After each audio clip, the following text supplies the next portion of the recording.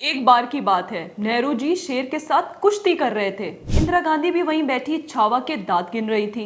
इंदिरा गांधी को शेर के बच्चे के दांत गिनते देखने के बाद ही कालिदास ने अभिज्ञान शकुंतलम में भरत के बचपन को शेर के बच्चों के साथ खेलते हुए चित्रित किया था।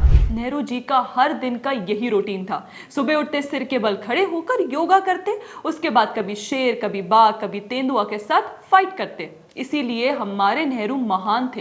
पीएम मोदी जैसे थोड़ी जो शीशे के पीछे से शेर को देखे। कल को पता चले कि रोमिला थापर ने भारत के आधुनिक कालीन इतिहास में यह लिखा है और जयराम रमेश वहीं से कोट कर रहे हैं, तो चौंकिए मत, ऐसा हो सकता है। जब से पीएम मोदी वनतारा गए हैं तब से जयराम रमेश पूरी तरह से फ्रस्ट्रेटेड दिखाई दे रहे हैं। वे इस तरह से व्यवहार करते दिखाई दे रहे हैं मानो राहुल गांधी उनकी नौकरी छीनने वाले हों और वे पद पर बने रहने के लिए कुछ भी कर रहे हैं। आप उनके ट्विटर टाइमलाइन एक बार देखिए। इंदिरा गांधी के शावक के साथ खेलते हुए फोटो, नेहरू के शावक के साथ के फोटो, इस तरह के अलग अलग फोटो वे पोस्ट कर रहे हैं या फिर किसी और की पोस्ट को रीपोस्ट कर रहे हैं। जयराम रमेश अकेले ऐसे नहीं कर रहे हैं, बल्कि पूरी कांग्रेस आईटी सेल यही करती दिखाई दे रही है, चाहे वह सुप्रिया श्रीनेत हो या फिर पवन खेड़ा। शायद इसलिए कि राहुल गांधी ने घोषणा कर रखी है कि तपस्वी ही सबसे बड़ा होता है। सवाल बहुत सीधा है कि पीएम मोदी गुजरात के जामनगर गए, वहां उन्होंने पशु बचाव, संरक्षण और पुनर्वास केंद्र वनतारा का उद्घाटन किया। इस दौरान उन्होंने इसका दौरा भी किया। इसी दौरान की पीएम मोदी की फोटो सामने आई, जिसमें वे शेर के, तेंदुए के और दूसरे जानवरों के बच्चों के साथ खेलते, उन्हें दूध पिलाते दिखाई दे रहे हैं। इसके साथ ही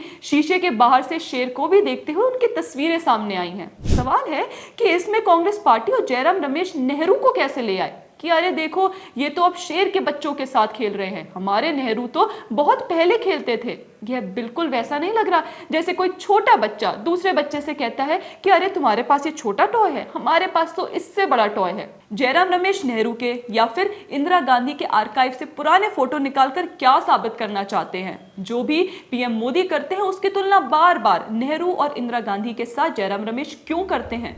मजे की बात यह है कि इसके बाद भी वह कहते हैं कि बीजेपी वाले बार बार नेहरू को ले आते हैं। वैसे कोई यह भी पूछ सकता है कि जयराम रमेश राहुल गांधी की फोटो क्यों नहीं निकालते?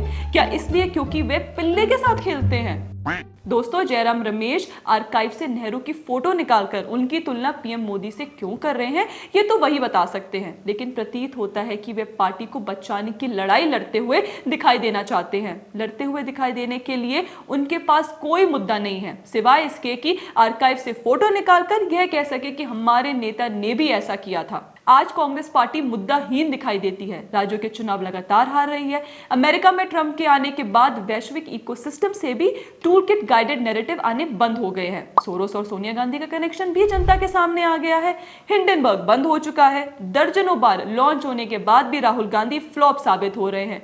लोग उन्हें नेता मानने को तैयार नहीं है। वे अब तक 90 से ज्यादा चुनाव हार चुके हैं। इसके साथ ही क्षेत्रीय दल भी अब कांग्रेस को गंभीरता से नहीं ले रहे। शायद इसलिए जयराम रमेश और उनकी आईटी सेल इन दिनों आर्काइव से फोटो निकालने के काम में लगी है।